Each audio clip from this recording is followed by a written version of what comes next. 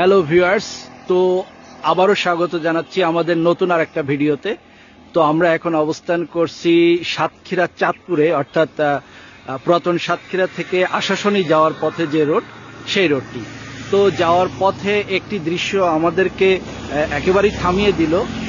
রাস্তার দুই সাইডে যে গাছগুলা আছে, এই গাছগুলা দেখতে হঠাৎ করে মনে হলো এটা কোন ধরনের গাছ।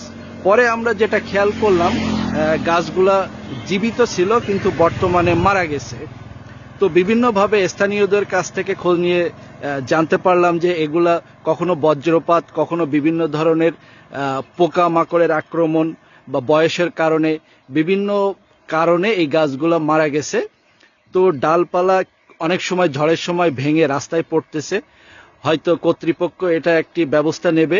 এর আগেও অনেক আমরা নিউজে দেখছি এই লোকেশনের দৃশ্যটি। তো আপনাদের দেখানোর চেষ্টা করলাম। দেখতে সুন্দর লাগলেও আসলে এর ভিতরে এক মর্মান্তিক কাহিনী। গাছগুলা প্রত্যেকটা মৃত। আশা করি গাছগুলা আবার পুনরায় জীবিত হবে বা এখানে প্রতিস্থাপন করা হবে, যা গাছের ছায়া দেয়। এই রাস্তা দিয়ে যে বাস বা স্থানীয় মানুষজন বা দূর দূরান্তের মানুষজন চলাফেরা করে, তারা কিন্তু অনেক রৌদ্রের সময় প্রচুর ছায়া পাবে। তো এই দেখুন দৃশ্যটি। আমরা এখন অবস্থান করছি চাঁদপুরে আশাশুনি রোডে। গাছগুলো খুবই করুণ অবস্থা। এটাই ছিল আমাদের একটি ভ্রমণের উদ্দেশ্যে যে যাচ্ছিলাম আমরা আশাশুনি। তো যাওয়ার পথে যে দৃশ্যটা দেখলাম, এটা সত্যি খুব মর্মান্তিক। প্রত্যেকটা গাছ কিন্তু মারা গেছে। তো আশা করি গাছগুলা হয়তো প্রতিস্থাপন করা হবে, এখানে আবার নতুন করে সবুজায়ন করা হবে যাতে মানুষ ছায়া পায়। তো আজকের ভিডিওটা আমরা এখানেই শেষ করছি।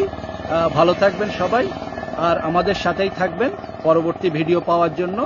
আজকে ভিডিওটা আমরা এখানেই শেষ করছি। আল্লাহ হাফেজ। আর আমরা একটাই কামনা করছি, এই গাছগুলো যাতে নতুন করে প্রতিস্থাপন করা হয়, যাতে মানুষ ছায়া পায়, রাস্তার মাটিটা যেন ক্ষয় না হয়ে যায়, গাছের শিকড়ে মাটিটা ধরে রাখে।